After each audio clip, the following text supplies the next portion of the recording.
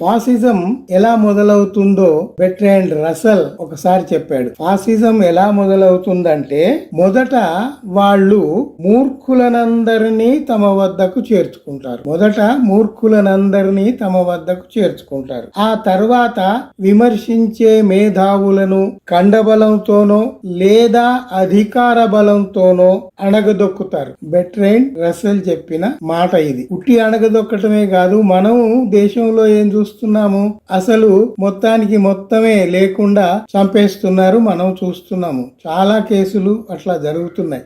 అయితే ఫాసిజం గురించి మాట్లాడడానికి నేను ఇప్పుడు మొదలు పెట్టలేదు. నాకు ఒక ప్రత్యేకమైన ఉత్తరం దొరికింది. దాని సారాంశం మీకు చెప్పుదామని అనిపించింది. ఆ ఉత్తరం ఎవరు రాశారు అంటే ప్రొఫెసర్ మఫత్ లాల్ పటేల్. ఈ ప్రొఫెసర్ మఫత్ లాల్ పటేల్ ఒక అధ్యాపకుడు. గుజరాత్ కు మాజీ ముఖ్యమంత్రిగా ఉన్న ఆనందీబెన్ పటేల్ కు భర్త. ఈయన అద్వానీ గారికి ఒక ఉత్తరం రాస్తాడు. ఆ ఉత్తరం ఇంగ్లీష్ లో ఉంది. దాని తెలుగు సారాంశం మీకు వినిపిస్తున్నాను. ఇది ఎప్పుడు రాశాడు?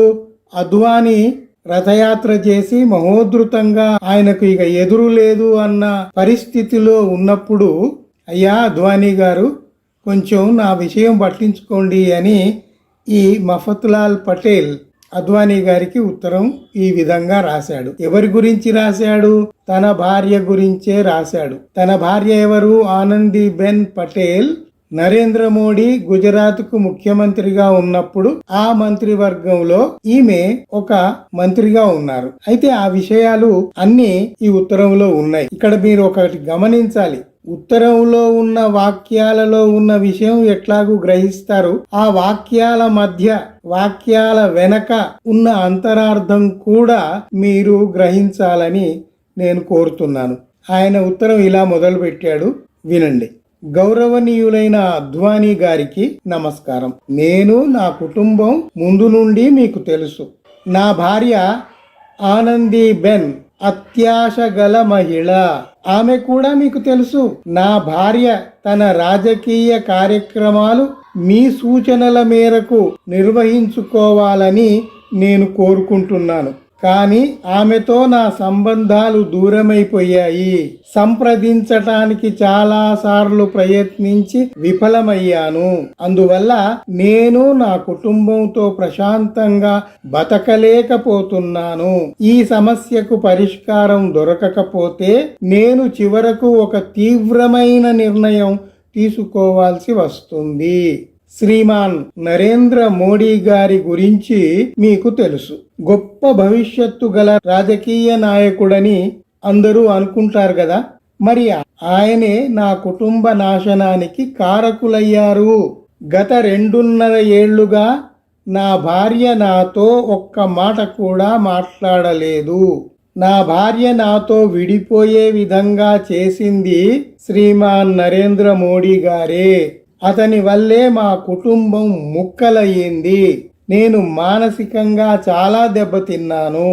ఇది ఇలాగే కొనసాగితే నాకు ఆత్మహత్య కంటే మరో పరిష్కారం కనిపించటం లేదు.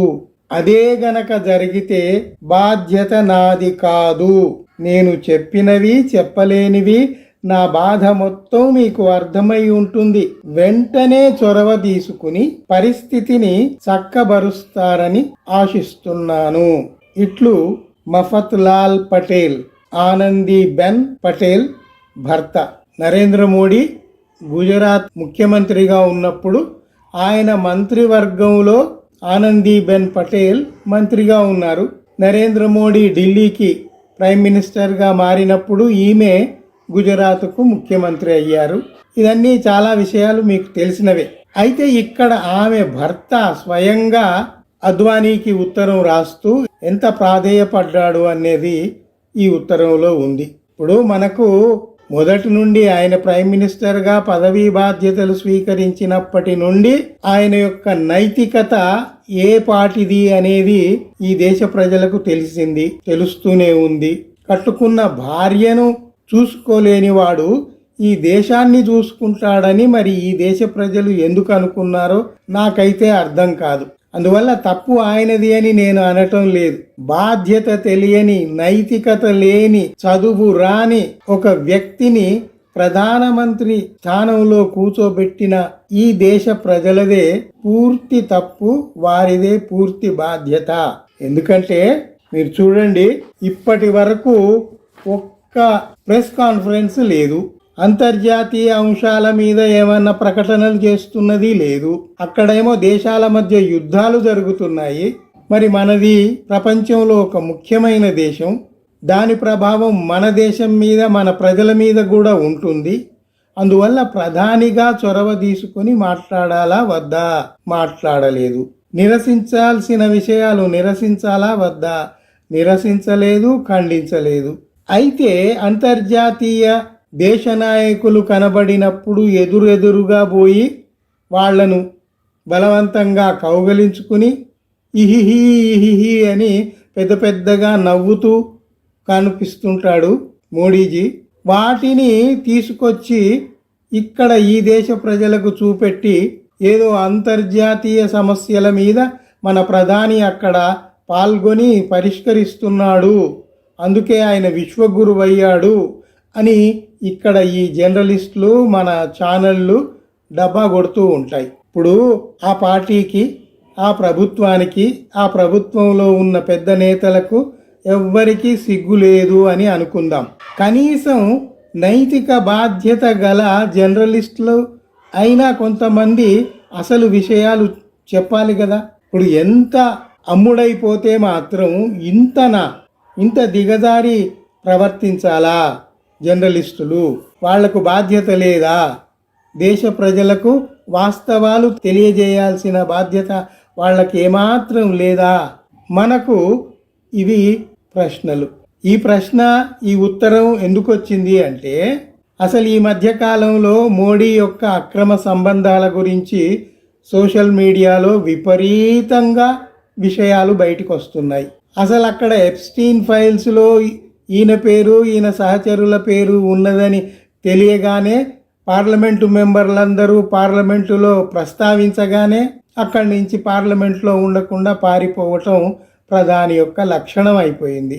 అది కాకుండా చూడండి, ఎప్పుడు దేశాన్ని సంక్షోభంలో ఉంచటమే మన ప్రధాని గారికి తెలుసు. ఎందుకు? ఆయన మీద దృష్టి పడకూడదు.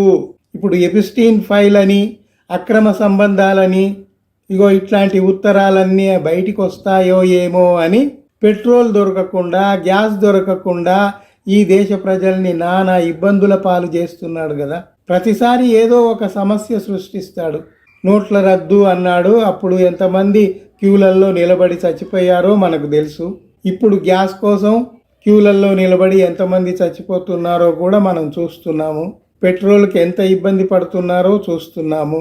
వాళ్ళు మాత్రం అక్కడ కూర్చొని మనకు నిలువలు ఉన్నాయి, మనకేం ఇబ్బంది లేదు అని చెబితే సరిపోదు కదా. అది వాస్తవములో సామాన్యుడి దాకా అందాలి కదా. అది అందక సమస్య భూతద్దంలో కనబడుతూ ఉంటే వాటిని ఏమందాం? ప్రభుత్వ వైఫల్యం అందామా, అనకూడదా? దయచేసి మీరు ఆలోచించండి. నాకు తెలిసిన కొన్ని విషయాలు మీతో పంచుకుందామని ఈ విషయాలు చెప్పాను. ఆ ఉత్తరాన్ని కూడా తెలుగు అనువాదం మీకు చదివి వినిపించాను. మీకు ఏం అర్థమైతే, ఎంతవరకు అర్థమైతే అంతే అర్థం చేసుకోండి. మీరు ఈ దేశాన్ని రక్షించుకునే బాధ్యత ఈ దేశ పౌరులది. అక్రమంగా ఓటు చోరీతో అక్కడికి అధికారం చేరువై ఇక్కడ పెత్తనం చేస్తున్న వాళ్లకు ఎప్పటికీ స్థానం ఉండదు. వాళ్లను దింపేయాల్సిందే. సక్రమ మార్గంలో మన దేశాన్ని మనం నడిపించుకోవాల్సిందే. అది ప్రతి భారతీయుడి యొక్క బాధ్యత. ఈ రెండు విషయాలు చెప్పుదామని అనిపించింది. మీరు కూడా నేను చెప్పిన